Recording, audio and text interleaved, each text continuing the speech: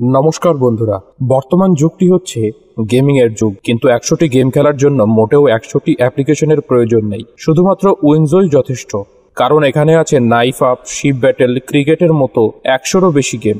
যেরকম স্কিল সেই রকম গেম। উইন্ডোতে গেম খেলে আপনারা জিততে পারেন অনেক অনেক ক্যাশ প্রাইজ, যেটি আপনি আপনার পেটিএম এবং ইউপিআই ব্যাংকের মাধ্যমেও উইথড্র করতে পারবেন। উইন্ডো ওয়ার্ল্ড ওয়ারে আপনি আপনার টিমকে নিয়ে অন্যান্য টিমদের সাথে কম্পিট করতে পারেন এবং জিততে পারেন অনেক টাকা ক্যাশ প্রাইজ। আর এখানে হেরে গেলেও দুঃখ নেই, কারণ হারার পরেও আপনি জিততে পারেন ক্যাশ প্রাইজ। শুধুমাত্র গেমিং নয়, শপিংও করতে পারেন এখান থেকে। উইন্ডোর স্টোর থেকে পাবেন অ্যাসফল্ট, মাইনক্রাফটের কারেন্সিগুলো সব থেকে সস্তাতে। আর বিগ বাজার, মিন্ত্রা, হটস্টারের মতো বড় বড় ব্র্যান্ডের ডিসকাউন্ট কুপনও পাবেন এখান থেকে। তাহলে দেরি নয়, ডেসক্রিপশনে থাকা লিঙ্ক থেকে চটপট ডাউনলোড করে নিন উইন্ডো অ্যাপটি এবং প্রথম সাইন আপে পেয়ে যান 50 টাকা বোনাস ক্যাশ একদম বিনামূল্যে। সুস্থ এবং অসুস্থ মানুষের মধ্যে আসল পার্থক্য কোথায় আছে জানেন? মস্তিষ্কে। সুস্থ মস্তিষ্ক জন্ম দেয় শুভ চেতনার, আর কিছু শয়তান জন্ম নেয় অসুস্থ মস্তিষ্কের জরায়ু চিরে। সমাজের ভিতে ছড়িয়ে দেয় তাদের বিষ। শিকার তাদের প্রকৃত সুস্থ মানুষের অসহায়তা। নমস্কার বন্ধুরা, আমি প্রাহি। গল্পাসুর ইউটিউব চ্যানেলে আপনাদের সকলকে জানাই স্বাগত। প্রত্যেক সপ্তাহের ন্যায় আজকেও আপনাদের জন্য নিয়ে চলে এসেছি আরও একটি শিহরণ জাগিয়ে তোলা গল্প নিয়ে। আজকের গল্প পাঠে আছে রাকিব, অন্যান্য চরিত্রে মৌমিতা, প্রাহি, সায়ন্তন, পুবাই, রাজদীপ এবং বিপ্রদীপ। গল্পের পোস্টারটি ডিজাইন করেছে রনি। সমগ্র গল্প পরিচালনা এবং এডিটিংয়ে রাকিব। আমাদের গল্প আপনাদের ভালো লেগে থাকলে অবশ্যই লাইক করবেন, কমেন্ট করবেন এবং গল্পাসুর ইউটিউব চ্যানেলকে সাবস্ক্রাইব করতে ভুলবেন না। আমাদের আজকের নিবেদন লেখক তন্ময় নন্দীর কলমে শয়তান।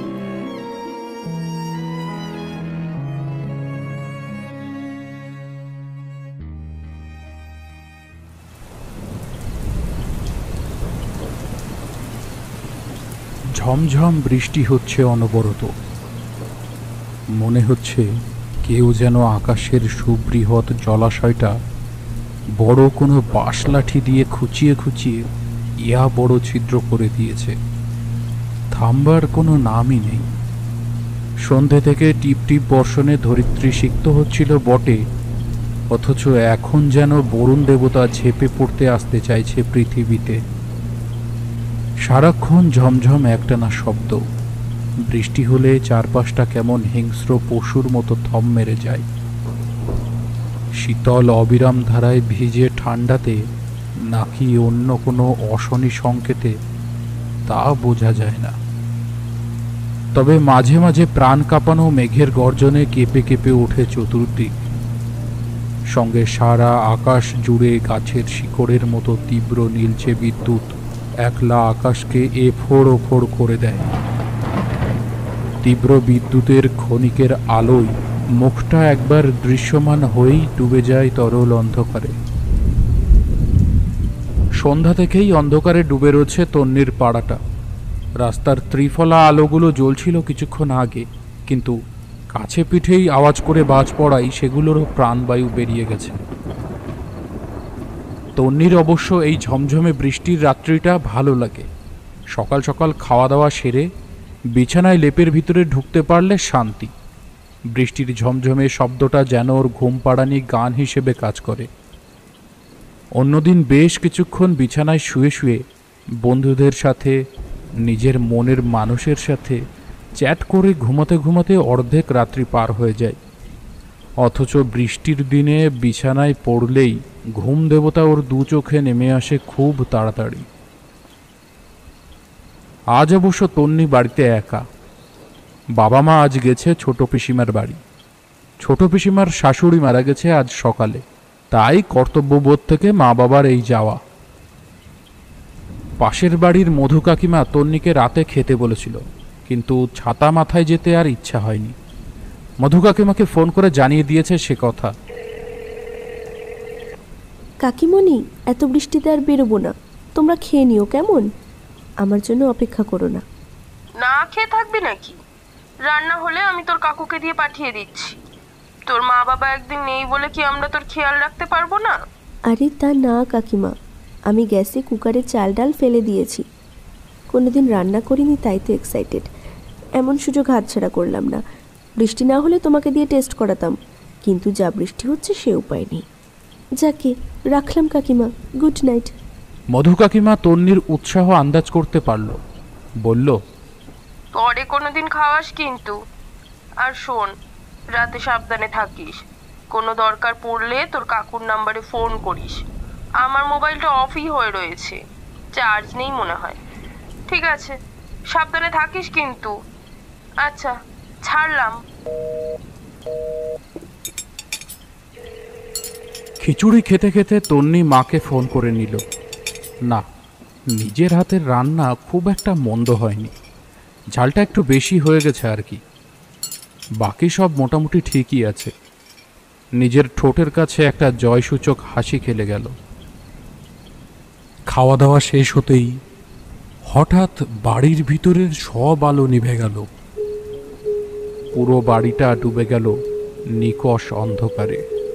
অন্ধকারের রং যে এত ভীষণ কালো, এই প্রথম অনুভব করল তন্নি। মোবাইলের ফ্ল্যাশ আলো জেলে হাত ধুয়ে প্লাগটা বার দুয়েক চেপে যখন আলো জ্বলল না, তন্নি বুঝল যন্ত্রটা বিগড়েছে। তবে মনে মনে অন্য ধরনের মেজাজ অনুভব করল তন্নি। এমনিতেই সে সাহসী মেয়ে বলেই পরিচিত, তাই তো মা ওকে পয় পয় করে বলেছিল ওর পাড়ার কোনো বান্ধবীকে ডেকে নিতে। একা একা বাড়িতে থাকার থ্রিল যে আলাদা, সে কি আর মা বুঝবে? তারপর আজ অন্ধকারে ডুবে থাকা বাড়ি, ঝমঝমে বৃষ্টি, উফ, এমন কম্বিনেশন, রাতটা আজ পুরো জমে যাবে। মেন দরজা সন্ধ্যা হতেই লাগিয়ে দিয়েছিল। রান্নাঘরের দরজা বন্ধ করে বেডরুমের দিকে পা বাড়াবে অমনি যেন থমকে দাঁড়ালো তন্নি। ওর পিছনে কিসের যেন চাপা শব্দ হলো না? শব্দটা যে ঠিক কি বুঝতে পারল না তন্নি। এতটাই সূক্ষ্ম সে আওয়াজ। তন্নি পিছন ফিরে মোবাইলের আলো ফেলল। না, সবই তো ঠিক আছে। মোবাইলের ফ্ল্যাশটা উঁচু করে ডাইনিং রুমের জানলার উপর ফেলতে জিনিসটা পরিষ্কার হলো। জানলার পর্দা পতপত করে উঠছে। তন্নি আর ড্রয়িং রুমে অপেক্ষা করল না। রাতের খাওয়াটা মনে হয় বেশি হয়ে গেছে, পেটটা বেশ ভারী ভারী লাগছে।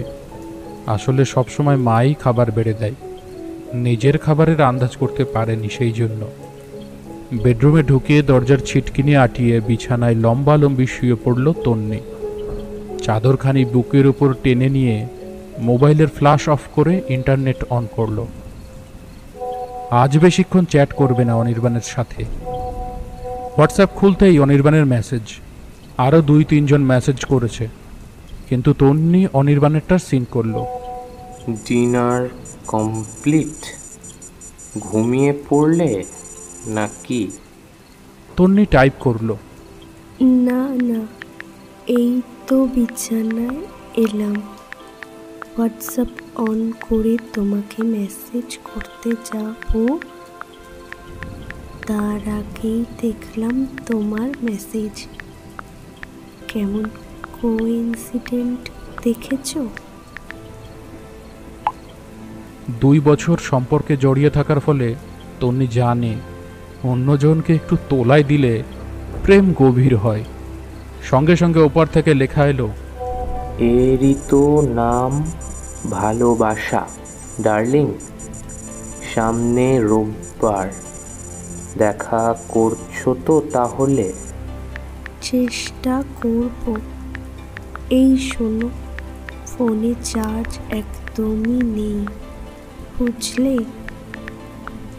ইচ্ছে না থাকলেও রাখতে হবে। 2টো কান্নার ইমোজি তন্নি পাঠিয়ে দিল। কিছুক্ষণ ওপার থেকে রিপ্লাই এলো না। তন্নি উলম্বভাবে স্ক্রিনের দিকে তাকিয়ে আছে। হঠাৎ একদলা জোলো হাওয়া ওর ঘাড়ের কাছটায় এসে ধাক্কা মারল। কেঁপে উঠল সে। ও মাই গড বলে বিরক্তি নিয়ে উঠে জানলা বন্ধ করে আবার শুয়ে পড়ল তন্নি। কি হলো, কিছু বলো। টাইপ করে সেন্ড করতে যাবে অমনি তার মনে হলো জানলাটা খুলল কিভাবে। অসুরের মতো বৃষ্টি হচ্ছে ঠিকই, কিন্তু সঙ্গে দামাল হাওয়া তো নেই। ও তো সন্ধ্যা থেকেই সব জানলা বন্ধ করেছিল। তাহলে বিছানায় এপাশ দুবার ঘুরে নিজের অস্বস্তি বোঝালো তন্নি। ঠিক তখনই অনির্বাণের উত্তর এলো। বিলু কাকা মারা গেছে শুনলাম, নাকি খুন করে ফেলেছে কেউ। তুমি ঘুমো, আমি একবার দেখে আসি। Good night. আগের টাইপ করা মেসেজ ব্যাকস্পেস দিয়ে ডিলিট করে, আরে এত রাত্রে কোথায় যাবে, ঘুমাও বলে পাঠিয়ে দিল তন্নি। সিন হলো না। অনির্বাণ অফলাইন হয়ে গেছে। মোবাইলটা মাথার ডান পাশে রেখে তন্নি চোখ বন্ধ করল। ভেসে উঠল বিলু কাকার মুখটা। ওই গরিব মানুষটাকে কে খুন করলো, আর কেনই বা করলো?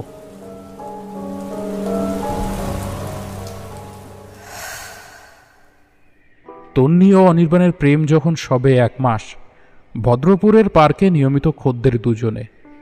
তখন বাদাম বেচতে গিয়ে তাদের দেখে ফেলেছিল। তন্নিকে অবশ্য লোকটা চিনত না, কিন্তু সমস্যা অন্য জায়গায়। অনির্বাণ সাহসী হলেও ফ্যামিলির উপর খুব ভয়। ওদিকে বিলু কাকার বাড়ি তাদের পাড়াতেই। বিলু কাকা অবশ্য শুকিয়ে যাওয়া ভয়ার্ত মুখটা দেখে হেসে ফেলেছিল। ভাইপো, চিন্তা করো না, আমি কাউকে বলবো না। আরে এই বয়সের ছেলেমেয়েরা একটু প্রেম করবে, এ তো স্বাভাবিক। বয়স্ক মানুষ, ছোট ছেলেমেয়েরা আজকাল বাদাম খাতি চায় না। তোমরা প্রেম করলে তবেই তো আমাদের মতো বাদাম কাকুদের একটু সংসার চলবে নাকি। আজ থেকে আমার 2 জন খদ্দের বাড়ল। বলেই বিলু কাকা কাগজের 2 প্যাকেট বাদাম এগিয়ে দিল। আজ পয়সা নেব না, কিন্তু অন্যদিন আমার কাছ থেকে বাদাম কিনতে হবে কিন্তু। এরপর বিলু কাকা প্রায়ই ওদের বাদাম খাওয়াতো। খুব সরল মানুষ ছিল লোকটা। এমন মানুষ খুন হয়? সেদিনের ঘটনা স্মরণ করে তন্নির বুকটা মোচড় দিয়ে উঠল। খুব খারাপ লাগছে তার। বাইরে মুষলধারে বৃষ্টি ঝরে পড়ছে। শ শ শব্দে সাপের মতো ফুঁসছে যেন। কোথায় ভেবেছিল আজ রাতটা একাকিত্ব নিয়ে বৃষ্টি উপভোগ করবে, সেজন্য অনির্বাণকে মোবাইলে চার্জ না থাকার বাহানা দিল। কিন্তু এরকম একটা দুঃসংবাদে সব তাল কেটে গেল। মানুষের সাথে আত্মীয় সম্পর্কই শেষ কথা নয়। অনেক মানুষ থাকে যাদের দেখলেই মায়া জন্মে, ভালো লাগে তাদের ব্যবহারে। তন্নি মোবাইল তুলে নিয়ে কটা বাজছে দেখল। 10:46। ঘুম ধরছে না কিছুতেই। একটা চাপা অস্বস্তি যেন আস্তে আস্তে ঘিরে ধরছে তাকে। অস্বস্তি কাটাতে কানে ইয়ারফোন গুঁজে ইউটিউবে গল্পাসুর অন করল তন্নি। না, আজ কিছুতেই ওর শুনতে ভালো লাগছে না। যদিও তন্নি জানে এই দুর্যোগ রাত্রির মতো অডিও স্টোরি শোনার মজা অন্যদিন আসে না, তবুও যেন কিছুই ভালো লাগছে না ওর। কান থেকে ইয়ারফোন খুলে রাখল তন্নি। গোটা বেডরুম জুড়ে চাপ চাপ অন্ধকার যেন এক অদ্ভুতুড়ে পরিবেশ সৃষ্টি করেছে। তন্নির চোখ খোলা আছে, কিন্তু এই কালো আধারে চোখ বন্ধ আর খোলা একই ব্যাপার। চাপা অস্বস্তিটা যেন ক্রমশ বেড়েই চলেছে। আর তার সাথে রুম জুড়ে ছড়াতে শুরু করেছে গুমোট ভাব। তন্নি মোবাইলটা আবার তুলে নিল। ফেসবুকটা অন করা যাক। ফেসবুকে নিউজ ফিড স্ক্রল করতে গিয়ে একটা জায়গায় থমকে দাঁড়ালো। অনির্বাণের পোস্ট। কিন্তু এ কি পোস্ট করেছে অনির্বাণ? একজন মানুষ বৃষ্টি ভেজা উঠোনে পড়ে আছে, সারা গা বৃষ্টির জলের সাথে রক্ত লেগে আছে। উঠোনের কাদা জলে থই থই করছে তার দেহ। মানুষটা যে মৃত তাতে সন্দেহ নেই। তবে কি বিলু কাকার দেহ? উপুড় হয়ে পড়ে থাকার জন্য বোঝা যাচ্ছে না। ক্যাপশনটা ভালো করে পড়ল তন্নি। অনির্বাণ লিখেছে, বিলু কাকা আমাদের মধ্যে নেই। এক অচেনা প্রাণী খুবলে খেয়েছে বিলু কাকার গলাটা। তন্নির বুকটা নিমেষে ধক করে উঠল। একটা চাপা আতঙ্ক ওর গলায় চেপে ধরল। হাতটা থরথর করে কাঁপছে তার। কাঁপা কাঁপা হাতে মোবাইলটা আরও চোখের কাছে নিয়ে এসে ছবিটা জুম করে গলার কাছটা দেখার চেষ্টা করল তন্নি। হ্যাঁ, গলার কাছটার মাংসপিণ্ড বলতে কিচ্ছু নেই। ছবিটার দিকে তাকিয়ে গা গুলিয়ে গেল তন্নির। সেই সঙ্গে ওকে ধীরে ধীরে গ্রহণ করল আস্ত একটা ভয়। এই বিশাল বাড়িতে সে একা, সম্পূর্ণরূপে একা। দিনের আলোতে মানুষ যতই মুখে ফটর ফটর করুক না কেন, এমন একটা ঘটনা শুনলে বা দেখলে ভয় পেতে বাধ্য। তন্নির মনে হলো কেউ যেন তার মাথার পাশে চুপ করে দাঁড়িয়ে রয়েছে। আতঙ্কে ওর শিরদাঁড়া বরাবর একটা ভয়ের স্রোত নেমে গেল। বুকের কাছটা কেউ যেন কিছু দিয়ে আটকে রেখেছে। তন্নি ভয় পাওয়ার মেয়ে নয়, কিন্তু এই রাত্রে কেউ তাকে আক্রমণ করলে কি করবে সে? ওর চিৎকার কাক পক্ষের কাছেও পৌঁছবে না। আত্মসমর্পণ ছাড়া দ্বিতীয় উপায় নেই। কিন্তু তন্নি এত সহজে হাল ছেড়ে দেবার পাত্রী নয়। কলেজে 3 বছর ধরে ক্যারাটে শিখছে, নিজেকে ডিফেন্ড করতে পারবে ও। ধীরে ধীরে মোবাইলটা নিয়ে বিছানা থেকে নামল সে। এখনও মনে হচ্ছে কেউ যেন ওর পাশেই দাঁড়িয়ে আছে। মোবাইলের ফ্ল্যাশ অন করল তন্নি। মোবাইলের উজ্জ্বল আলোতে ঘরটা ভরে যেতেই দেখল কোথাও কিচ্ছু নেই। সবটাই মনের ভুল কি? না না, তা কি করে হয়? কোনো কিছুর শব্দ সে পেয়েছে। জানলার কাছে এগিয়ে গেল সে। ওই তো জানলাটা খোলা রয়েছে। খুব বেশি খোলেনি, সামান্য একটু ফাঁক হয়ে আছে। তন্নি জানলাটা ভালোভাবে খুলল, আর সঙ্গে সঙ্গে একরাশ জলো হাওয়া ধেয়ে এলো সেদিকে। শীতল ঠান্ডা হাওয়ায় ঘরের গুমোট ভাবটা খানিকটা কেটে গেল। তন্নিরও নিজের অস্বস্তিটা কিছুটা কমে গেল। বাইরের বৃষ্টিটা ধরে এসেছে। জানলা বন্ধ করে বিছানায় শুয়ে চাদরটা আবার বুক পর্যন্ত টেনে নিল তন্নি। এবার মস্ত একটা ঘুম দেওয়া যাবে। তবে তার আগে অনির্বাণকে একটা ফোন করতে হবে। ছেলেটা এখন কি করছে কে জানে। সব কিছুতেই দুঃসাহসিকতা। কল লিস্ট থেকে নম্বর বের করে অনির্বাণকে কল ধরালো তন্নি। রিং হয়ে কেটে গেল। অনির্বাণের রিসিভ করার নামই নেই। কি যে করে ছেলেটা, মাঝে মাঝে খুব বিরক্ত লাগে তন্নির। 3 বার টানা রিং হয়ে কেটে যাবার পর অনির্বাণ যখন একবারও রিসিভ করল না, মুখে বিরক্তিসূচক শব্দ করে বিছানার পাশে ফোন নামিয়ে রেখে ঘুমের দেশে বিচরণ করার চেষ্টা করল তন্নি।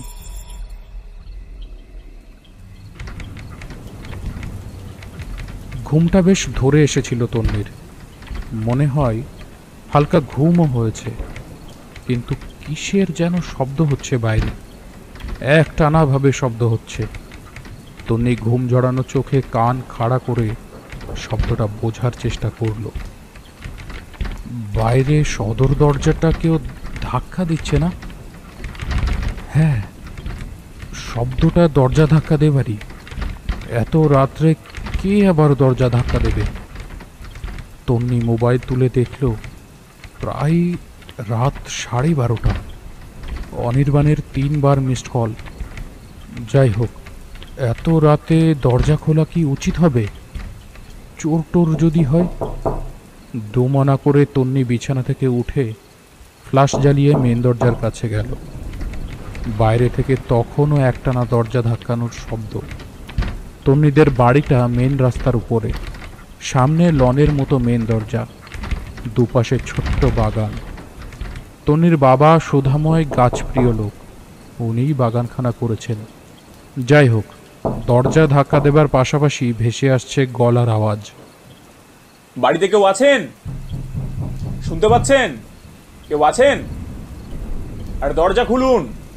তন্নি দাঁড়িয়ে দাঁড়িয়ে ভাবল, এত রাতে কে তাদের ডাকছে? চোর ডাকাত নয় তো? যদি হয় সেক্ষেত্রে কি দরজা খোলা ঠিক হবে? আবার না খুললে চোর ডাকাতরা ভাববে বাড়িতে কেউ নেই, দরজা ভেঙে চুরি করতে আসবে। তন্নির ভাবনার ছেদ পড়ল আবার দরজার ওপারের গলার আওয়াজে। আরে কি ঘুমাচ্ছেন আপনারা? সে আধ ঘন্টা ধরে ডেকে চলেছি। আপনাদের বিপদ, দরজা খুলুন। পাঁচিল টপকে কেউ আপনাদের বাড়িতে ঢুকে পড়েছে। শেষ বাক্যটা কর্ণকুহরে প্রবেশ করতেই তন্নির পা দুটো কেঁপে উঠল। কম্পমান গলায় জিজ্ঞেস করল, কে? আপনারা কারা? আমরা পুলিশ, রাতে পাহারা দিই। দরজাটা খুলুন। তন্নির ভয় কিছুটা কমে গেল। পাড়ায় পাড়ায় নাইট ডিউটি করা পুলিশ পাহারা দেয়। তন্নি দরজা খুলে দিল। মোবাইলের ফ্ল্যাশ অন করাই আছে। ফ্ল্যাশের আলোয় দেখা গেল দুজন পুলিশ ছাতা মাথায় দাঁড়িয়ে। ম্যাডাম, একজন কিন্তু ঢুকেছে আপনার বাড়িতে। আমরা দূরে পাহারা দিচ্ছিলাম, ঠিক তখনই দেখলাম কালো কেউ একজন খুব দ্রুত এদিকটায় চলে এলো। আমরা তারপর তার পিছন ধাওয়া করি, কিন্তু ততক্ষণে সে এই পাঁচিল টপকে আপনার বাড়িতে ঢুকে পড়ে। আচ্ছা ম্যাডাম, আপনার মেন গেট বন্ধ ছিল তো? হ্যাঁ, ভিতরে ঢুকবার আর কোনো রাস্তা নেই। তাহলে বেটা এখানেই কোথাও ওত পেতে বসে আছে। চারপাশটা তো বাগান দেখছি। আচ্ছা, তুমি ওদিকটাই খোঁজো তো, আর আমি এদিকটাই খুঁজছি। আমাদের ডিউটি চলাকালীন চুরি হয়ে গেলে মান সম্মান আর থাকবে না। কথাগুলো বলল অন্য পুলিশের উদ্দেশ্যে। দুজন দুদিকে চলে গিয়ে আগত চোরের খোঁজ করতে লাগলো তারা। কিন্তু তন্নি ভাবতে লাগলো, প্রায় 10 ফুট উচ্চতার পাঁচিল টপকে চোর এখানে ঢুকলো কিভাবে? সারা বাগান তন্ন তন্ন করে খোঁজার পর পুলিশ দুজনে ফিরে এলো। না ম্যাডাম, পেলাম না। বেটা পালিয়েছে বোধ হয়। দেখি অন্য কোথাও গিয়ে খুঁজে দেখি। ম্যাডাম, আপনি কিন্তু সাবধানে থাকবেন আর দরজা জানলা বন্ধ রাখবেন। চলি। পুলিশ দুজন চলে যেতে মেন দরজা লাগিয়ে তন্নি নিজের বেডরুমে ফিরে এলো। মাঝরাত্রিতে যত সব উটকো ঝামেলা। এত বিশাল পাঁচিল টপকে নাকি কাউকে ঢুকতে দেখেছে। তবে কি সে হাওয়ায় মিলিয়ে গেল নাকি? আজকালকার পুলিশরাও হয়েছে তেমন, বুদ্ধি বাড়ে না, বসে বসে ভুঁড়ি বাড়ে কেবল। বেডরুমের দরজার ছিটকিনি লাগিয়ে তন্নি আবার বিছানায় এলিয়ে পড়ল। এবার কিছুটা দুর্বল লাগছে তার। মনে হয় কাঁচা ঘুমটা ভেঙে যাওয়ায়। তন্নি চোখ বন্ধ করেছে, এমন সময় একটা শব্দে আতকে উঠে বসলো বিছানায়। দোতলায় ধপ ধপ শব্দ। না না, ভুল বলা হলো। তন্নি কান খাড়া করে শুনল, কেউ যেন ধাতব ভারী বস্তু দোতলার এদিক থেকে ওদিকে টানছে, যেন ঘষে ঘষে নিয়ে যাচ্ছে প্রবল আক্রোশে। শব্দটা এতটাই তীক্ষ্ণ, বুকের ভিতরটা জল হয়ে আসছে তন্নির। তন্নিদের দোতলা বাড়িটায় 3টে মানুষ, তাতে নিচের তলায় 4টি রুম। দোতলা যাওয়ার প্রয়োজন পড়ে না। তাহলে এত রাত্রে দোতলায় কে? উত্তর নিজের মনের মতো সাজিয়ে নিতেই সারা শরীর ঠান্ডা হয়ে এলো তন্নির। চোরটা ছাদ দিয়ে উঠে দোতলায় ঘাপটি মেরে বসেছিল না তো? ছাদের দরজা হয়তো চোরটা ভেঙে ফেলেছে। ঘড় ঘড় শব্দটা তখনও এক নাগাড়ে হয়ে চলেছে। সিন্ধুক জাতীয় কিছু ভাঙছে কি? তন্নি বিছানায় বসে বসে কাঁপতে লাগলো। তবুও বুকে সাহস সঞ্চয় করে কাঁপা কাঁপা হাতে মোবাইলে মধু কাকিমার হাজবেন্ড মানে সুজয় কাকুকে নাম্বার ডায়াল করল। টানা রিং হয়ে কেটে গেল। বোধহয় ঘুমিয়ে পড়ছে। তন্নি ভাবল অনির্বাণকে ফোন করবে, কিন্তু কি একটা ভেবে রিং করল না। এত রাত্রে অনির্বাণকে আতঙ্কিত করে লাভ নেই, যা করার তাকেই করতে হবে। ঘড় ঘড় ধাতব শব্দটা এবার থেমে গেছে। বিড়াল কি? দোতলায় বিড়াল বা ইঁদুর জাতীয় রাতজাগা প্রাণী থাকা অসম্ভব নয়। দু একটা ইঁদুর এত বড় হয় মনে হয় যেন কোনো দৈত্যপুরে নৃত্য করছে। দোতলা থেকে আর শব্দ আসছে না। চুপচাপ। চুপচাপ মানে চুপচাপ। এক ফোঁটা শব্দ নেই। কালের গহ্বরে সব বোবা। তন্নি নিজের নিঃশ্বাসের শব্দও শুনতে পাচ্ছে। জোরে একটা নিঃশ্বাস বেরিয়ে এলো তন্নির নাসারন্ধ্র থেকে। নিজের মনে মৃদু হেসে উঠল তন্নি। শুধু শুধু ভয় পাচ্ছিল সে। বিড়াল বা ইঁদুরই হবে। এবার যদি মধু কাকিমা ফোন করে কি বলবে সে? ভাবতে ভাবতে বালি সোজা করে শুয়ে পড়ল তন্নি। আর ঠিক তখনই ঝনঝন শব্দে কেঁপে উঠল তন্নির সারা দেহ। কেউ যেন কানের কাছে প্রবল জোরে ঘন্টা বাজালো। এতটাই তীব্র প্রাবল্য সেই শব্দের। ঠং ঠং আওয়াজ হতে হতে একটা ধাতব পিতলের ঘটি জাতীয় বস্তু দোতলার সিঁড়ি বেয়ে নেমে এলো ড্রয়িং রুমে। কেউ যেন প্রবল আক্রোশে পিতলের বস্তুটা একতলা থেকে ফুটবল খেলার মতো করে সজোরে লাথি মেরেছিল। ধাতব শব্দটা স্থির হতেই ধপ ধপ করে কেউ নেমে আসছে সিঁড়ি দিয়ে। তন্নি শুনতে পাচ্ছে সে পদধ্বনির আওয়াজ। বুকের ভিতরটা ঢিপ ঢিপ করছে। বুকের হৃদযন্ত্রটা এতটাই জোরে আন্দোলিত হচ্ছে যে কোনো সময় মুখ দিয়ে বেরিয়ে আসবে। কোনো বিড়াল বা ইঁদুর জাতীয় কিছু নয়। চোর বা ডাকাতের পায়ের শব্দ কি? নতুবা অন্য কিছুর? তন্নি বিছানায় বসে বসে কাঁপছে। বাড়ির মধ্যে সে সম্পূর্ণ একা। বিছানা থেকে উঠতে গিয়েও ষষ্ঠ ইন্দ্রিয় টেনে ধরল তাকে।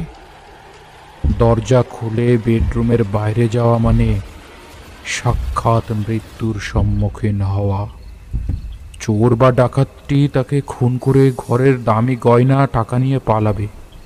তার থেকে বরং টাকা গয়না নিয়ে পালাক, প্রাণটা অন্তত বাঁচবে।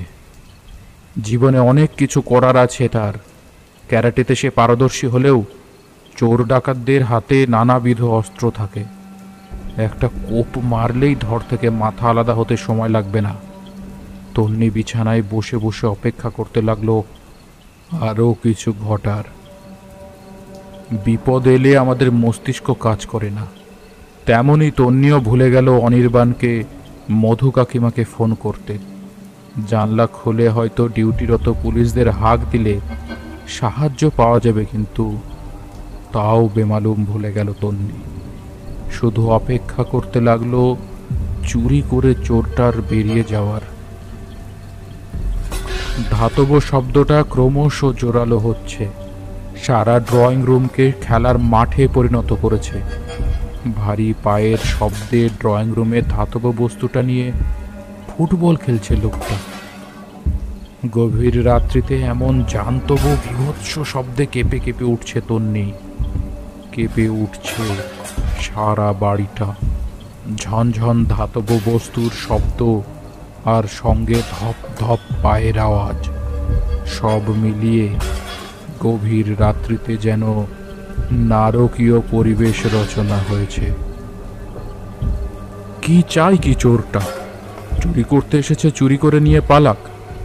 তা না করে গৃহমালিককে ভয় দেখিয়ে ভীত করার চেষ্টা করছে। এত আতঙ্কের মাঝেও তন্নির গা রাগে রিন রিন করে উঠল। ইচ্ছা করছে ক্যারাটের 2 প্যাচ লাগিয়ে মাঝরাতে ঘুম নষ্ট করা দেখিয়ে দিতে, অথচ সে উপায় নেই। বাড়িতে ও সম্পূর্ণ একা। ড্রয়িং রুমের আসবাবপত্র ভেঙে ফেলছে একটা একটা করে। চীনা মাটির পাত্র ভাঙার আওয়াজ হলো। ওর সাধের ফুলদানিটা ভেঙে ফেললো বোধহয়। কিছুক্ষণ পায়ের খিদে মিটিয়ে চোরটা এবার শান্ত হলো। সব চুপচাপ, বাইরে থেকে আর আওয়াজ আসছে না। চোরটা এখন চুরি করছে বোধহয়। তন্নি বিছানা থেকে নেমে দরজায় কান পেতে শোনার চেষ্টা করল, আর তখনই দরজায় ঠক ঠক শব্দ। চোরটা কি বুঝে গেছে এ রুমে কেউ আছে? দৌড়ে সে বিছানায় বসে পড়ল তন্নি। আত্মরক্ষা করার কোনো হাতিয়ার নেই তার কাছে। অগত্যা মুঠি পাকিয়ে বিছানায় বসে রইল সে। এদিকে দরজায় ঠক ঠক আওয়াজ ক্রমশই বাড়ছে, ভেঙে ফেলবে যেন, এতটাই অমানসিকভাবে দরজায় আঘাত করছে সে। তন্নির শ্বাস প্রশ্বাস দ্রুত পড়ছে। যদি দরজা ভেঙে ফেলে চোরটা। অন্ধকারে মুঠি পাকিয়ে বসে আছে তন্নি। এতক্ষণ ধরে অন্ধকারে থাকার ফলে চোখ সয়ে গেছে তার। ধীরে ধীরে দরজার ঠক ঠক বন্ধ হয়ে গেল। তন্নি হাফ ছেড়ে বাঁচল। বিছানায় ওপাশে ঘুরতে যাবে এমন সময় খাটের নিচটা কেঁপে উঠল। প্রথমে সামান্য, তারপর পর পর 2 বার প্রবলভাবে। তন্নির আপাত মস্তক কেঁপে উঠল আতঙ্কে। উত্তেজনায় তার বুক হাঁপড়ের মতো ওঠানামা করছে। খাটের নিচে কে রয়েছে? সব থেকে বড় ব্যাপার, সে এই রুমে ঢুকলো কিভাবে? কথাগুলো ভাবতেই আতঙ্কে ভয়ে পেটের নিচটা খালি হয়ে এলো। খাটটা নড়ছে এখনো, বেশ তীব্রতার সাথে নড়ছে। এই ঠান্ডার দিনেও ঘেমে নিয়ে একাকার তন্নি। শরীরের উপর পোশাকটা ঘামে চেপে বসেছে। ওর মস্তিষ্ক এখন আর কাজ করছে না। সে কি করবে এখন? এদিকে বৃষ্টিটাও আবার চাগার দিয়ে উঠেছে যেন। শ শ বাতাস উঠছে। জানলার পাল্লাগুলো দানবীয় বাতাসে কেঁপে কেঁপে উঠছে। বাইরের ঝমঝম আওয়াজ আর খাটের নিচে কিসের যেন কম্পমানতা। সব মিলিয়ে অলৌকিক এক পরিবেশ সৃষ্টি হয়েছে তন্নির বেডরুমে। খাটে তন্নি চুপ করে বসে আছে, একটুও নড়াচড়া করছে না। প্রবল শব্দে বাইরে বাজ পড়ল। বাড়িটাও যেন সাথে সাথে কেঁপে উঠল। আর তখনই খাটের নিচ থেকে ভেসে এলো ফিস ফিস একটা সুরেলা ছড়া।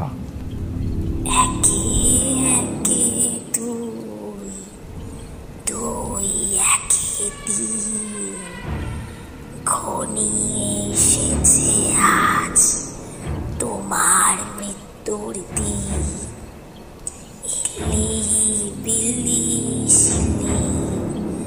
চারিদিকে ঘিরে বন্ধু আমি বাঁধব তোমায়। এবার তোমাকে কে বাঁচায়? ভুলে দিয়েছ পা, যা জমির কাছে যা। একটি মেয়েলি কণ্ঠস্বর। শব্দটি করুণ, কিন্তু তার কম্পাঙ্ক এতটাই তীক্ষ্ণ যে তন্নির আগা গোড়া শরীর পুরো জমে গেল। এই ঠান্ডা আবহাওয়ায় ঘাড়ের কাছ থেকে নেমে এলো নোনতা জলের স্রোত। ছড়াটি আবার সাপের মতো হিস হিস শব্দে উচ্চারিত হলো। কি ভয়ানক ছড়ার লয়! তন্নি সহ্য করতে না পেরে 2 হাত দিয়ে চেপে ধরল নিজের কান। তবুও ছড়া কাটা থামছে না। এক টানা এক লয়ে প্রতিটি শব্দ ছুঁচের মতো বিঁধছে তন্নির শরীরে। আঘাতে আঘাতে জর্জরিত হয়ে পড়ছে সে। না, এটা কোনো শারীরিক আঘাত নয়, কিন্তু মাঝরাত্রির বৃষ্টি ভেজা প্রহরে এমন হাড় হিম করা কণ্ঠস্বর যে কোনো সাহসী মানুষের শিরদাঁড়াই কাফন ধরিয়ে দেবে। জমির কাছে যা। ছড়ার সুর থামল না, ভুল বলা হলো। এক মুহূর্তের জন্য বিশ্রাম নিল বোধ হয়। তন্নি কান থেকে হাত নামিয়ে ঘাড় নিচু করে দেখতে যাবে, অমনি লিকলিকে হাত খাটের তলা থেকে বেরিয়ে চেপে ধরল তন্নির চুলের গোছা। আতঙ্কে তন্নির গলা দিয়ে মরণ চিৎকার বেরিয়ে এলো। লিকলিকে হাতের থেকে নিচের চুলকে ছাড়ানোর চেষ্টা করছে, কিন্তু ওই লিকলিকে সরীসৃপের মতো আষ্টে হাতের অত শক্তি থাকতে পারে তন্নি সেটা কল্পনা করতে পারেনি। পারার কথাও নয়। কে বলবে ওই লিকলিকে হাতে এত জগতের শক্তি থাকতে পারে? দেহের সমস্ত শক্তি একত্রিত করে তন্নি দু হাত দিয়ে লিকলিকে হাতটা ছাড়িয়ে বিছানায় উঠে দাঁড়ালো। কিন্তু তারপর যা ঘটল তাই বিশ্ব ব্রহ্মাণ্ডে ঘটতে পারে না, ঘটা সম্ভব নয় চিন্তাশীল এই পৃথিবীতে। বিছানায় দাঁড়িয়ে তন্নি থরথর করে কাঁপছে। সুরেলা ছড়াটা আবার বলতে শুরু করলো হিস হিসে শব্দে, আর তার সঙ্গ দিয়ে পুরো ঘর জুড়ে হাজার হাজার দৃশ্যহীন জন্তু জোরে জোরে নিঃশ্বাস ফেলতে লাগলো। সমগ্র ঘরটা ভরে গেল কাল নাগিনীর নিঃশ্বাসের শব্দে। তন্নির মনে হলো ওর বেডরুম যেন ভয় পেয়েছে এমন নারকীয় পরিবেশে। ভয়ে আতঙ্কে তন্নির নাসারন্ধ্র দিয়ে জোরে জোরে নিঃশ্বাস বেরোতে লাগলো। এভাবে চলতে থাকলে স্নায়ু জবাব দেবে, হৃৎপিণ্ড বিকল হয়ে পড়বে যে কোনো সময়। কিন্তু তখনও অবাক হওয়ার অনেক বাকি। বাঁচার তীব্র আকাঙ্ক্ষায় মানুষ পাগল হয়ে ওঠে। রুমের বাইরে মেঘ ডেকে চলেছে নিজস্ব উদ্ধত্ত ভঙ্গিমায়। তন্নি বিছানা থেকে নেমেই বেডরুমের দরজা খুলে ড্রয়িং রুমে চলে এলো এক ছুটে। তছনছ লণ্ডভণ্ড হয়ে আছে সমগ্র ড্রয়িং রুম। চেয়ার ভেঙে কুচি কুচি করা হয়েছে, জানলার কাচ ভেঙে চুরমার। হু হু করে শীতল হাওয়া ঢুকে ড্রয়িং রুম বরফের মতো জমিয়ে রেখেছে। মাঝে মাঝে বিদ্যুতের রেখা সাপের মতো আঁকাবাঁকা পথে ড্রয়িং রুমে ঢুকে মায়াবী পরিবেশ সৃষ্টি করেছে অদ্ভুতভাবে। তন্নি মনে মনে ঠিক করে নিল সিঁড়ি দিয়ে প্রথমে দোতলা, তারপর দোতলা থেকে সোজা ছাদে। ও ক্যারাটে জানে, চেষ্টা করলে ছাদ থেকে জলের পাইপ বেয়ে নিচে নেমে পড়বে। ভাবনাটা মুহূর্তের মধ্যে সাজিয়ে নিয়ে তন্নি সিঁড়ির দিকে হন হন করে পা বাড়ালো। দু পা বাড়িয়েছে, এমন সময় কে যেন টেনে ধরলো তার পা। গায়ের সমস্ত শক্তি পায়ে কেন্দ্রীভূত করে মারলো এক লাথি। পা ধরে থাকা হাতটা ছেড়ে গেল। পড়িমড়ি করে তন্নি আবারও ছুটে চলল দোতলার দিকে। তন্নি লাফিয়ে লাফিয়ে চলছে সিঁড়ি ভেঙে, কিন্তু আরও একটা শব্দ তার সমান্তরালে আসছে, সেটা খেয়াল করেনি তন্নি। দোতলায় কোনো রকমে উঠে ছাদে যাওয়ার সিঁড়িতে এক পা উঠেছে, অমনি আবারও চেপে ধরল তন্নির পা। এবার শত চেষ্টা করেও তন্নি ছাড়াতে পারল না। মাছ জালে আটকে গেলে যেমন বেরোনোর জন্য হাঁসফাঁস করে, তেমনই তন্নি আজ মাছের মতো জালে আটকে পড়েছে। যে জাল ছিন্ন করার শক্তি নেই মেয়েটির। সহস্র চেষ্টা করেও যখন তন্নি পা মুক্ত করতে পারল না, ঘাড় ঘুরিয়ে দেখার চেষ্টা করল আষ্টে হাতটাকে। আর যা দেখল তাতে দেহের সমস্ত স্নায়ু এক লহমায় তুষার হয়ে এলো। লিকলিকে হাতটার মালিক এক কেশহীন মহিলা। আলো আধারিতে ঠিকমতো বোঝা না গেলেও যতটুকু বোঝা যায় তাতে দেখা যাচ্ছে মহিলাটির মুখের চামড়া জড়সড়। এক টুকরো অ্যালুমিনিয়াম ফয়েলকে হাতের চেটোয় চাপ দিলে যেমন আকার ধারণ করে, কেশহীন মহিলাটির মুখের চামড়া ঠিক তেমন। বিভৎস মুখের ওপর জলজলে চোখ আর শুকনো কালো এক জোড়া ঠোঁট।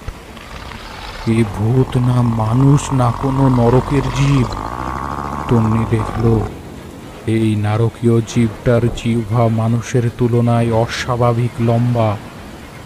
টপ টপ করে ঝরে পড়ছে লালা রস।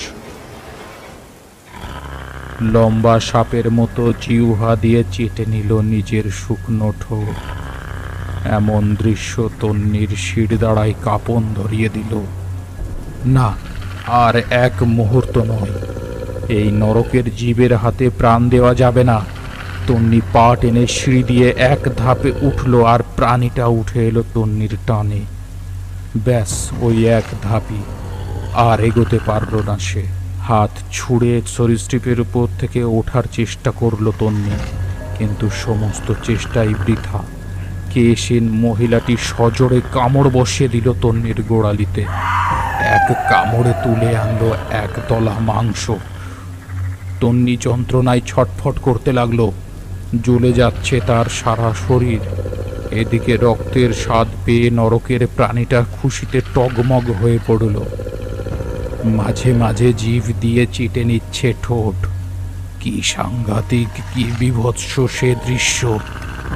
রক্ত মাংসের স্বাদ পেয়ে প্রাণীটা গোঙাতে লাগলো প্রচণ্ডভাবে, আর কাটতে লাগলো সেই হাড় হিম করা সুরেলা ছড়া।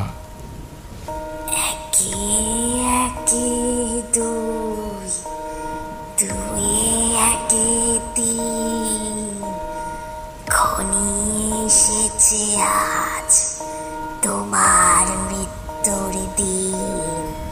হিলে বিলে শিলে চারিদিকে খিলি।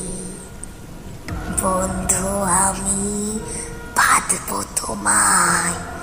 এবার তোমাকে কে বাঁচায়? ভুলে দিয়েছ বা? যা, জমির কাছে যা। এদিকে তন্নি যন্ত্রণায় ছটফট করছে, তবু এক ফোঁটা নড়তে পারছে না সে। অন্ধকার প্রাণীটি তন্নির পা ছেড়ে সরীসৃপের মতো ওর উপর দিয়ে চেপে ঘাড়ের কাছে সড়াৎ করে উঠে এলো। দু হাত দিয়ে ছিঁড়ে ফেললো তন্নির ঘাড়ের কাছের জামাটা। তারপর ধীরে ধীরে নামিয়ে আনলো মুখ। বিভৎস একটা মুখ। তন্নির মনে পড়ল বিলু কাকাকে ঘাড়ের মাংস তুলে হত্যা করা হয়েছে, আর যে করেছে এখন সে একইভাবে তার সাথে করবে। তন্নির নিঃশ্বাস ক্ষীণ হয়ে এলো, হিম হয়ে এলো শরীর। এর থেকে মরণ অনেক ভালো। নিজের উপর বিরক্ত হলো তন্নি। কি কুক্ষণে তার বান্ধবীকে রাত্রে শুতে নিষেধ করেছিল, কিন্তু সে কি একবারের জন্য বুঝতে পেরেছিল দুঃসাহসিকতার মূল্য তাকে এভাবে চোকাতে হবে? তন্নির ঘাড়ে তখন প্রাণীটা লকলকে জিভ বের করে লেহন করে চলেছে। আঠার মতো চিটচিটে তার লালা রস। এত যন্ত্রণার মাঝে গা গুলিয়ে এলো তন্নির। এক্ষুনি বমি হয়ে যাবে। প্রাণীটার আষ্টে গন্ধ সজোরে ধাক্কা লাগছে তন্নির নাকে। প্রাণীটা শব্দ করে তন্নির নরম ঘাড়টাকে লেহন করে চলেছে। মাঝে মাঝে দু একবার জিভ বুলিয়ে দিচ্ছে তন্নির গালে। দু ফোঁটা অশ্রু গড়িয়ে এলো তন্নির চোখ হতে। আর কিছুক্ষণ, ব্যাস, তারপর সব শেষ। সকালের সূর্যোদয়ের সাথে সব কিছু আগের মতো ফুটে উঠবে। নিভে যাবে কেবল একটা জীবন। মা বাবাকে আর কোনোদিন দেখতে পাবে না। না বলা কথাগুলো আর অনির্বাণকে বলা হয়ে উঠবে না ওর।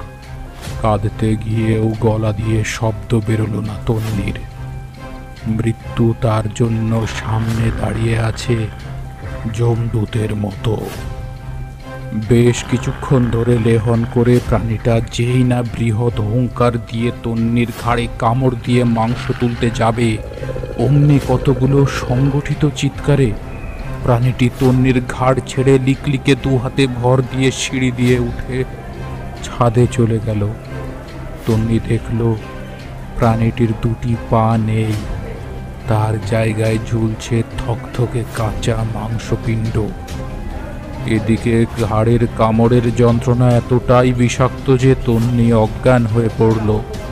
তবু জ্ঞানশূন্য হওয়ার মুহূর্তের ঈষৎ পূর্বে তন্নি অতি কষ্টে নিচে ঘাড় নামিয়ে দেখল কতগুলো টর্চের এলোমেলো আলো সিঁড়ি দিয়ে দ্রুত উঠে আসছে তার দিকে।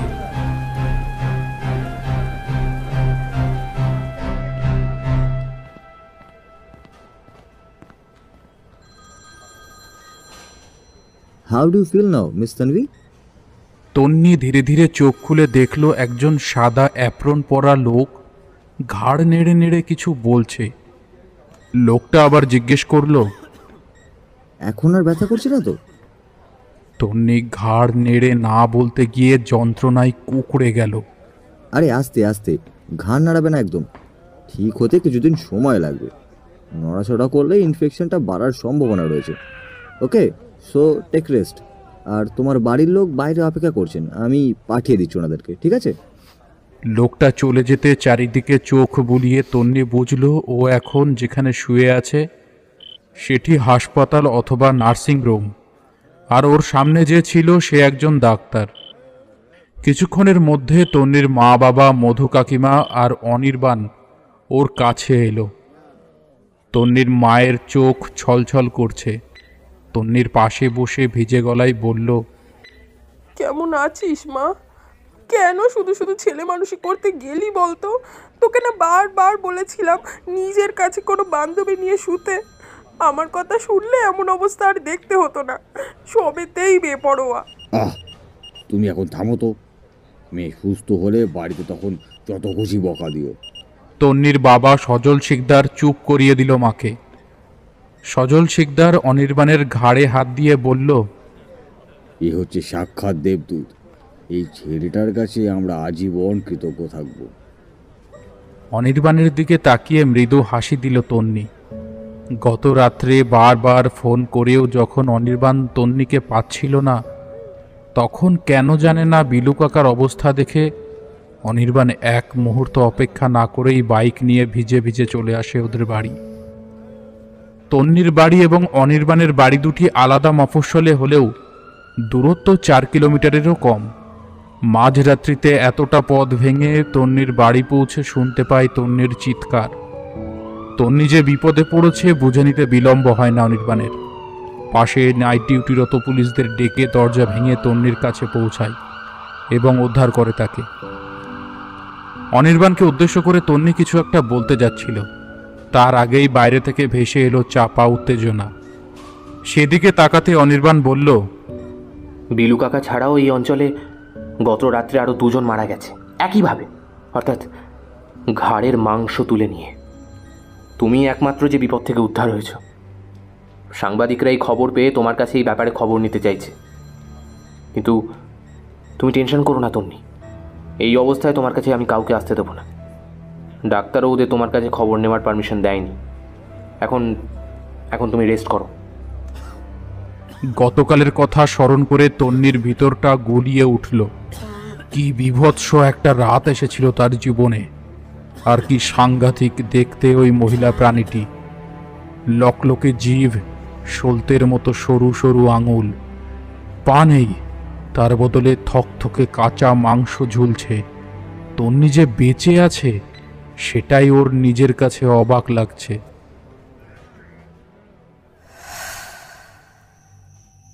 সারাদিন শুয়ে শুয়ে কাটল তন্নির। ডাক্তার 2বার ইঞ্জেকশন দেওয়ায় ঘাড়ের ব্যথা কমেছে। মা, মধু কাকিমা, অনির্বাণ বাড়ি চলে গেছে। নার্সিংহোমে একজনের বেশি থাকার নিয়ম নেই। বাবা ওর কাছে সময় সময় থেকেছে, ওষুধ খাইয়েছে। রাত্রি যে এখন কটা ঠিক জানা নেই।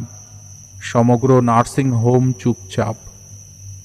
সারাদিনের পেশেন্ট এবং পেশেন্টদের বাড়ির লোকের চিৎকার চেঁচামেচি আর কানে আসছে না। দোতলার সিঁড়ি দিয়ে উঠে লনের মাথায় শেষ রুমটা ওর জন্য বরাদ্দ। সিঁড়ির মাথাতেই নার্সদের কেবিন, তারপর বেশ কয়েকটা রুম পেরিয়ে ওর রুমটা। মাঝে মধ্যে একজন করে নার্স সারাদিনের পেশেন্টের অবস্থা দেখে নিয়ে কি সব নোট করে নিয়েছে। মিটমিট করে অল্প পাওয়ারের আলো জ্বলছে তন্নির বেডের সামনে। কিন্তু এ কি স্বপ্ন দেখল ও? সারা শরীর ভিজে চপচপ করছে। ঘাড়ের পাশ দিয়েও নেমেছে নোনতা জলের ধারা। সামান্য নোনতা জল ঘাড়ের ক্ষতস্থানে যাওয়ায় জ্বালা করছে তার।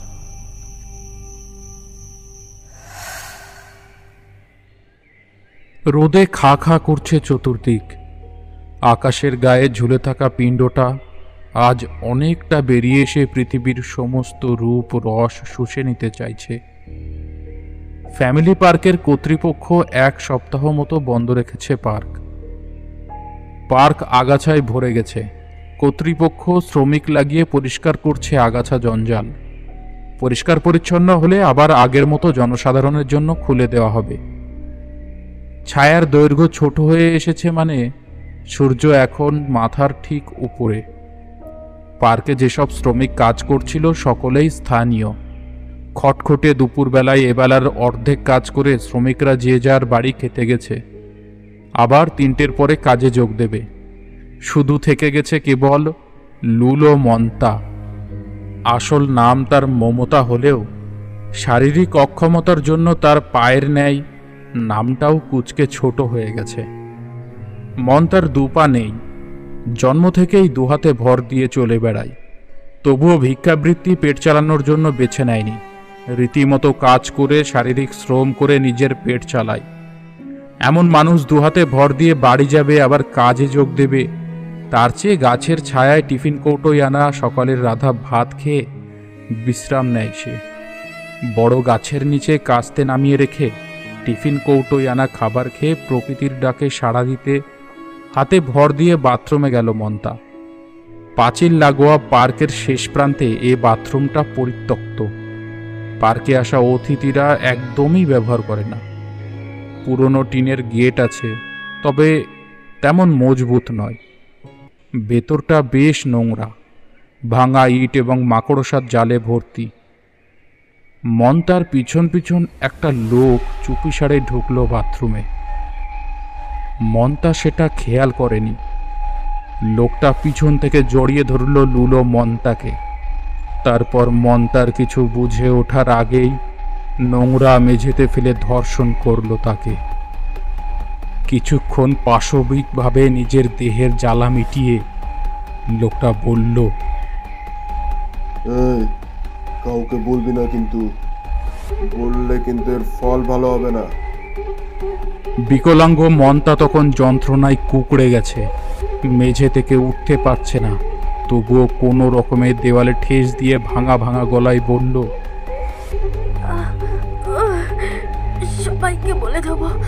সবাইকে বলে দেবো তুমি আমার সাথে আজ যা করলে। কর্তৃপক্ষের কাছে যাব, নালিশ দেব, দরকার পড়লে থানায় যাব। আমার মতো একটা নুলো মেয়ের এই সর্বনাশ করলে বসু দাদা এই পার্কের একজন ঝাড়ুদার। আগে 2-1 বার জেল কেটেছে। বসুর মুখটা অসুর চেহারা ধারণ করল নিমেষে। মন্তার চুলের মুঠি ধরে মুখ বিকৃতি করে বলল, এমনিতেই 2 পা নুলো, বেশি বাড়াবাড়ি করলে কিন্তু পুঁতে দেবো এখানেই। এই ভর দুপুরে কাক পক্ষেও টের পাবে না। বেশ করবো, বলবো। কি ভাবো তোমরা? আমরা কি মানুষ নই? কানা খোড়া, তোরা নাকি আবার মানুষ? তোরা হচ্ছিস সমাজের কীট, বুঝলি? কোনোদিন তো মরদ মানুষের ছোঁয়া পাস না, আজ তো পেলি, তাও আবার রব দেখাচ্ছিস। মন্তা বসুর চোখ রাঙানিতে হার মানল না, চিৎকার করে বলল, এখনই যাব থানায়। তোমার হাজত বাস না করা অবধি ছাড়বো না। মন্তা 2 হাতে ভর দিয়ে কষ্টের সাথে যেতে উদ্যত হয়। বসু ভয় পেয়ে যায়। এমনিতেই সে 2 বার জেল খেটে এসেছে। এই কেসে জেলে ঢুকলে সারা জীবন অন্ধকারেই কাটাতে হবে, আর নয়তো ফাঁসি। বসু ঘাড় ঘুরিয়ে দেখল মন্তা বাথরুম থেকে বেরিয়ে 2 হাতে ভর দিয়ে যাচ্ছে। একবার চারপাশটা দেখে নিল বসু। কোথাও কেউ নেই মনে হচ্ছে। মন্তার কাছে গিয়ে চুলের মুঠি ধরে ঘষ্টাতে ঘষ্টাতে নিয়ে এলো বাথরুমে। মন্তা চিৎকার করছে জোরে জোরে। আর অপেক্ষা করল না বসু। মন্তারি কাপড়ের আঁচল দিয়ে পেঁচিয়ে ধরল মন্তারি গলা। ছটফট করছে মন্তা। লুলো হয়েও বাঁচার চেষ্টা করছে অনবরত। শূন্যে হাত ছুঁড়ছে, লুলো পা ছুঁড়ছে। এদিকে বসু মন্তার গলায় কাপড় পেঁচিয়ে বলছে, শালা মাগের এত তেজ, আমাকে জেল খাটানো। নে নে এবার মর। সব তেজ খুব, সব তেজ মিটিয়ে দিচ্ছে এখনই। তারপর সাগ্যে গিয়ে যত পারিস না লিজিস। আস্তে আস্তে হাত পা ছোড়া বন্ধ হয়ে এলো মন্তার। বসু বুঝলো কাজ হয়েছে। ধীরে ধীরে আলগা করলো কাপড়ের প্যাচ। মুখ থেকে জিভ অনেকটা বেরিয়ে এসেছে মন্তার। প্রাণহীন ছোট্ট দেহটাকে কাগজের দলার মতো দুমড়ে মুচড়ে বাথরুমের এক কোণে ফেলে তাড়াতাড়ি বাইরে জড়ো করা ইট মাটি ঘাস চাপা দিয়ে বেরিয়ে এলো। তারপর আশেপাশে আর একবার চোখ ঘুরিয়ে দেখে নিল পাষণ্ডটা। না, কোথাও কেউ নেই। প্রাচীর টপকে বেরিয়ে গেল পার্ক থেকে নিমেষে।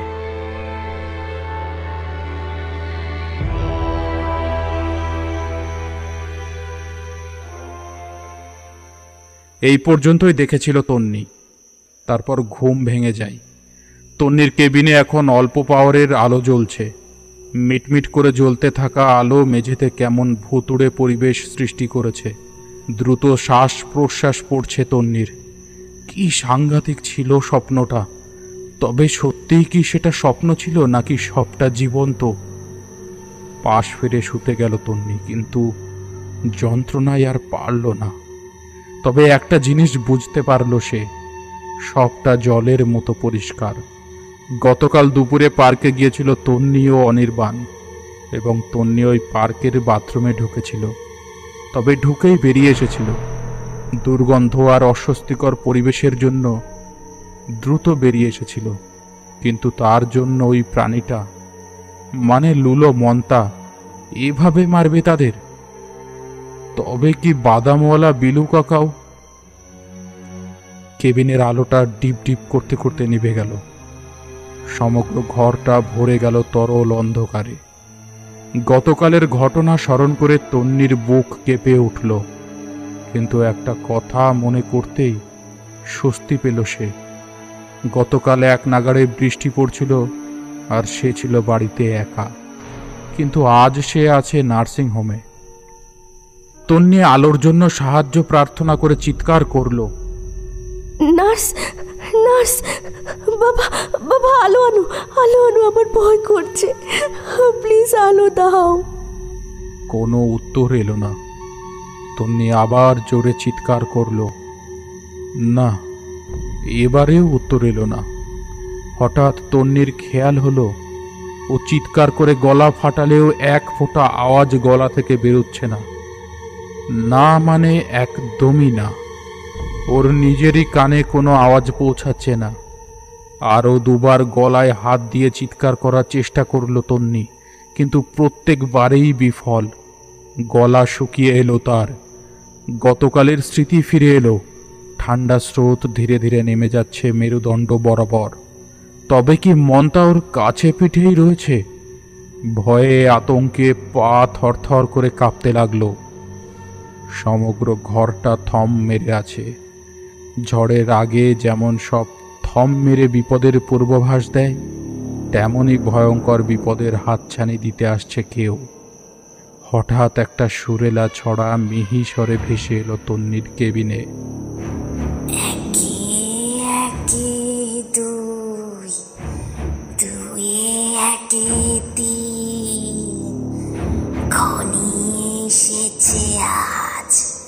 তোমার মৃত্যুর দিন, হিলি বিলি শিলি চারিদিকে ঘিরি, বন্ধু আমি বাঁধব তোমায়, এবার তোমাকে কে বাঁচায়, দিয়েছ পা, যা জমির কাছে যা। তন্নি কান খাড়া করে শুনল। হ্যাঁ, গতকালের আওড়ানো ছড়াটা, তবে এবার আর মিহিভাবে আসছে না, তীব্রভাবে কানে আঘাত করছে। সব থেকে বড় কথা, ছড়াটা আসছে তন্নির বেডের নিচের থেকে। আতঙ্কে তন্নির সারা শরীর জমে গেল। তন্নি পেশেন্ট বেড থেকে বাইরে পালিয়ে যাওয়ার চেষ্টা করল, কিন্তু এ কি, ও যে বিছানার সাথে জমে গেছে। শত চেষ্টা করেও তন্নি এক ফোঁটা নড়াচড়া করতে পারছে না। তন্নি নড়াচড়া করতে না পারলেও বেডটা এবার কিন্তু নড়তে লাগলো বেশ জোরে।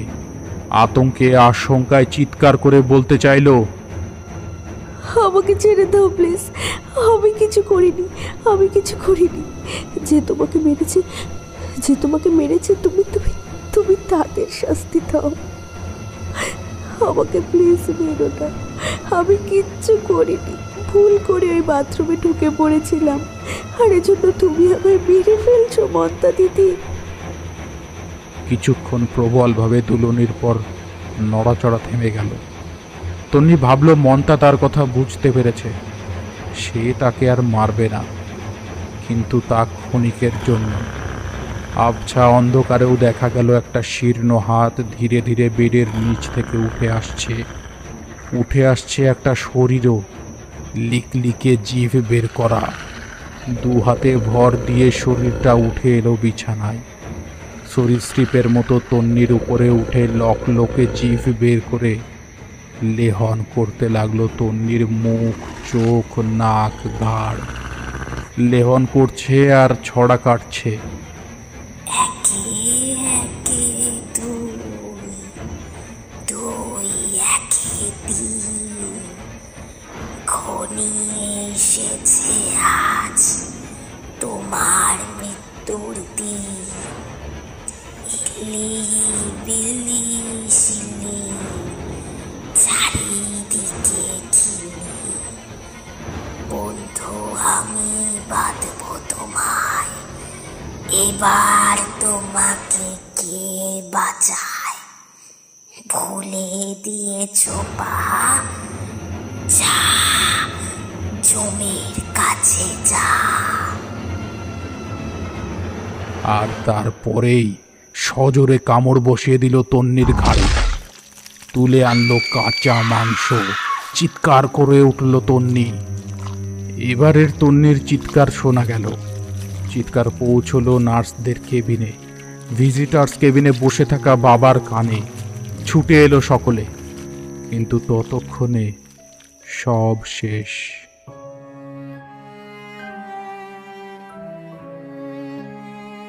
রক্তমাংসের পৃথিবীতে কত পাপ কাজ ঘটে চলেছে প্রতিনিয়ত, তার হিসেব করে বলা মুশকিল। তবে এটুকু বলা যায়, পাপীদের সাজা হয় মাত্র অল্প কয়েক শতাংশ। লুলো বিকলাঙ্গ মানুষেরা নানাভাবে নির্যাতনের শিকার। প্রতিবাদ করতে এলে অনেক ক্ষেত্রে নেমে আসে মৃত্যু। কিন্তু এক বুক স্বপ্ন নিয়ে বেঁচে থাকা তন্নি, বিলু কাকা, এরা কিসের শাস্তি পায় বলতে পারেন?